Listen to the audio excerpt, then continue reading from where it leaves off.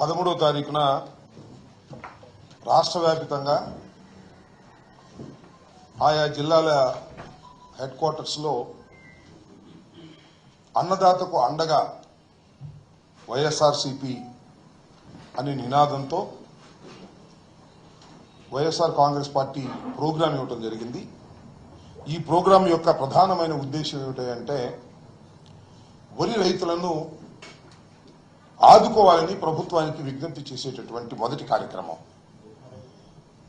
ఎందుకు ఆదుకోవాలి అంటే ఇవాళ రాష్ట్రంలో రైతుల పరిస్థితి, ముఖ్యంగా వరి పంట వేసినటువంటి రైతుల పరిస్థితి అతి దారుణంగా ఉంది. ఉదయమే నేను మంగళగిరి నియోజకవర్గంలోని కొన్ని ప్రాంతాలు వెళ్లి చిర్రావూరు, గుండిమెడ గ్రామాలు వెళ్లి అక్కడ రాసులుగా పోసినటువంటి ధాన్యాన్ని చూసి అక్కడ రైతులతో మాట్లాడి వారి ఆవేదన తెలుసుకొని ఈరోజు నేను మాట్లాడుతున్నాను. ఈ సంవత్సరం అకాల వర్షాలు అనేక సందర్భాల్లో వచ్చాయి, వాయుగుండాలు వచ్చాయి. అకాల వర్షాల వలన వరి రైతులు చాలా ఇబ్బంది పడటమే కాకుండా పంట దిగుబడి కూడా చాలా విపరీతంగా తగ్గిపోయింది. కొన్ని చోట్లయితే 20, 25, 30 లోపు మాత్రమే ధాన్యం ఉత్పత్తి జరిగింది. ఉత్పత్తి పంట సరిగా లేక రైతులు ఇబ్బంది పడుతున్న ఈ దశలో చివరికి గిట్టుబాటు ధర కూడా రానటువంటి ఒక దుర్మార్గమైనటువంటి పరిస్థితిని వాళ్ళ రాష్ట్ర ప్రభుత్వం కలగజేసిందని ఈ సందర్భంగా నేను చెప్పదలుచుకున్నాను. నేను వెళ్ళిన చోట చెప్పారు, 2 రోజుల క్రితమో 3 రోజుల క్రితమో మన జిల్లాకు చెందినటువంటి మంత్రి, పౌర సరఫరాల శాఖ మంత్రి గారు రైతుల దగ్గరికి వెళ్లారని, ఆ రైతులు రాసులు చూసి అడిగితే వారు తమ బాధలు చెప్తే మీరు కంగారు పడాల్సిన అవసరం లేదు, మీరు ప్రభుత్వమే కొంటుంది, ప్రతి గింజ కూడా ప్రభుత్వమే కొంటుంది, గిట్టుబాటు ధర ఇచ్చి కొంటుంది, బ్రోకర్లకు మీరు అమ్మవద్దు అని చెప్పటమే కాకుండా జస్ట్ ఫోన్లో హలో అని పెట్టండి, మీ రైతు సమస్య పెట్టండి, నేను తక్షణమే తేల్చేస్తాను, మీకు సహాయంగా ఉంటానని హామీ ఇచ్చినటువంటి మంత్రి గారు నిన్న మొన్న 2 రోజుల నుంచి పాపం రైతులు అనేక సందర్భాల్లో ఫోన్ చేసినా, హాయ్ అని పెట్టినా, ఏం పెట్టినా సమాధానం ఇవ్వటం లేదు అని నెత్తి నోరు కొట్టుకున్నటువంటి సందర్భం. మద్దతు ధరగా ఇవ్వాల్సినటువంటి ధర ఇవ్వలేకపోతున్నారు. అది ఎంతంటే 75 కేజీలకు సంబంధించి 1725 రూపాయలు. ఈ ధరకు కొన్నటువంటి సందర్భమే లేదని మనవి చేస్తున్నా. మరొక అంశం ఏమిటంటే ప్రభుత్వం కొంటవలా, దళారులు వచ్చేశారు, మిల్లర్లు వచ్చేశారు. దీనిలో తేమ శాతం ఎక్కువగా ఉంది, 1300కి ఇవ్వండి, 1350కి ఇవ్వండి అని బేరమాడి గత్యంతరం లేని పరిస్థితుల్లో రైతు అమ్ముకోవాల్సి వస్తుంది. నిల్వ చేసుకోవడానికి అవకాశం లేదు. రోడ్డు మీద ఆరబోసుకున్నటువంటి దృశ్యాలు మేము చూసాం. మళ్ళా టీవీలో వార్తలు, అక్కడ ఇక్కడ వార్తలు చూస్తే మళ్ళా వాయుగుండం వచ్చింది, రాత్రికి వర్షం పడుతుంది అనేటువంటి భయంతో ఎంతకో కొంతకు అమ్ముకొని బయటికి రావాలనేటువంటి ఉద్దేశంతో రైతాంగాన్ని ఇవాళ ఇంత ఇబ్బంది పెడుతున్నటువంటి ప్రభుత్వాన్ని మనవి చేస్తున్నాం.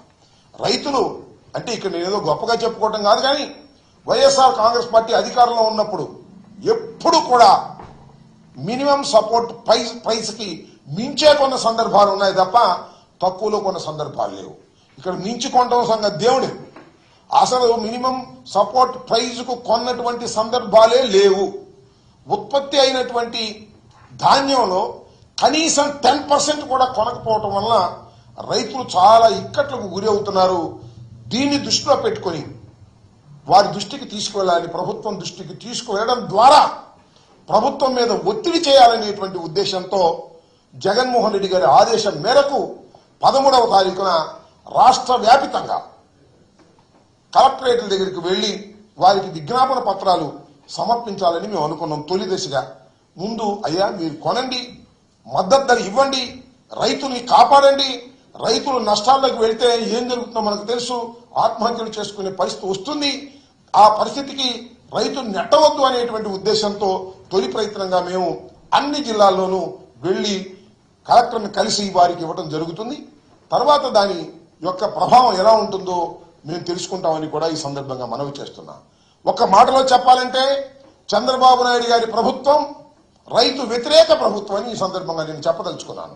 గత చరిత్ర ఒకసారి మనం చూసినట్లయితే రైతు రుణమాఫీ చేసేస్తానని ప్రగల్భాలు పలికి అధికారంలోకి వచ్చి రైతుల రుణమాఫీ చేయలేదు. అంతేకాదు రైతు భరోసా 13,500 రూపాయలు వైఎస్ఆర్ కాంగ్రెస్ ప్రభుత్వం అధికారంలో ఉన్నప్పుడు ఇస్తే 13,500 రూపాయలు ఏం సరిపోతుంది, 20,000 రూపాయలు ఇస్తామని దానికి ఏదో పేరు పెట్టాడు. ఏంటది? చంద్రన్న రైతన్న అదేదో అన్నదాత సుఖీ భవ పేరు బాగుందా? అన్నదాత సుఖీ భవ. సుఖీ భవే. ఈ 13,500 కూడా లేవు. 20,000 సంగతి దేవుడు లేవు. 13,500 కూడా లేవు. ఇన్పుట్ సబ్సిడీ లేదు. ఈ క్రాప్ లేదు. రైతుల్ని నట్టేట ముంచుతున్నటువంటి ఈ ప్రభుత్వం గమనించాలని మనం చేస్తున్నాం. ఇప్పటికైనా సరి చేసుకోండి.